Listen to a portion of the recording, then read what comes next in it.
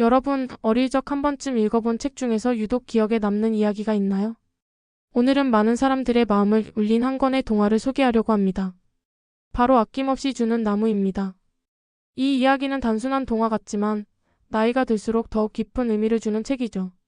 오늘 우리는 이 책의 내용을 살펴보고 다양한 해석과 교훈을 나눠보려고 합니다. 끝까지 함께 해주세요. 이 책은 쉘 실버스타인이 1964년에 발표한 작품인데요. 줄거리는 아주 간단합니다. 한 나무와 소년이 있었습니다. 소년은 어린 시절 나무와 함께 시간을 보내며 나무의 그늘에서 쉬고 나무에 올라가 놀고 나뭇가지에 매달려 즐거운 시간을 보냈습니다. 나무는 소년을 사랑했고 소년이 행복할 때마다 기뻐했죠. 하지만 시간이 지나면서 소년은 점점 자라났고 더 이상 나무를 찾아오지 않게 됩니다. 소년이 다시 나무를 찾았을 때 그는 돈이 필요하다고 했습니다. 나무는 자신의 사과를 따서 팔라고 했고 소년은 기쁜 마음으로 사과를 모두 따갔습니다.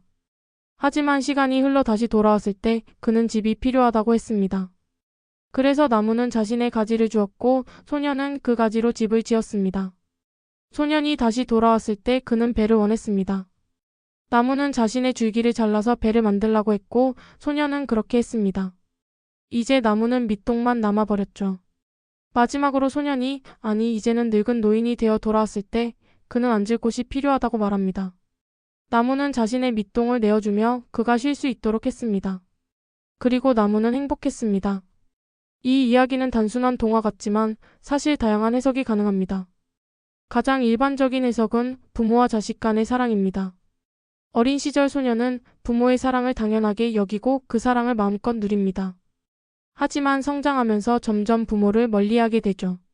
그러다 필요할 때만 부모를 찾고 부모는 자식을 위해 자신을 희생합니다.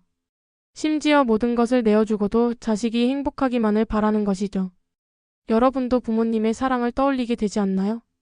하지만 이 이야기를 다르게 보면 소년은 이기적인 존재일 수도 있습니다. 나무는 소년에게 모든 것을 주었지만 소년은 한 번도 나무에게 보답하지 않습니다. 오직 필요할 때만 찾아와서 무언가를 요구하고 떠나버리죠. 이런 관점에서 보면 이 책은 무조건적인 희생이 과연 옳은 것인가? 라는 질문을 던지는 작품이기도 합니다. 혹자는 나무의 희생이 너무 과하다고도 말합니다. 건강한 관계란 서로 주고받는 것이 있어야 하지 않을까요? 여러분은 어떻게 생각하시나요? 또 다른 해석으로는 인간과 자연의 관계를 들 수 있습니다. 인간은 자연이 주는 것들을 당연하게 여기고 끊임없이 착취해왔습니다. 과거에는 자연 속에서 함께 살아가던 인간이 이제는 환경을 파괴하며 자원이 고갈될 때까지 소비하고 있죠. 결국 자연이 남아있는 것은 밑동뿐일지도 모릅니다. 이 이야기를 환경 문제와 연결해보면 더욱 의미가 깊어지지 않나요? 이제 우리는 이 이야기를 어떻게 받아들여야 할까요? 아낌없이 주는 사랑도 중요하지만 건강한 관계를 유지하는 것이 더 중요하지 않을까요? 부모님께 감사하는 마음을 표현하는 것, 자연을 보호하는 것, 그리고 나를 희생하는 관계가 아니라 서로 배려하는 관계를 만드는 것이 필요합니다. 여러분도 이 이야기를 읽고 어떤 생각이 들었나요? 여러분만의 해석이 있다면 댓글로 남겨주세요. 오늘은 아낌없이 주는 나무라는 동화를 함께 살펴봤습니다. 단순한 동화 같지만 이 속에는 부모님의 사랑, 희생, 인간의 이기심, 자연과의 관계 등 깊은 의미가 담겨 있었습니다. 여러분도 주변의 소중한 사람들에게 감사의 마음을 전하는 하루를 보내보는 건 어떨까요? 다음에도 더 흥미로운 이야기로 찾아오겠습니다.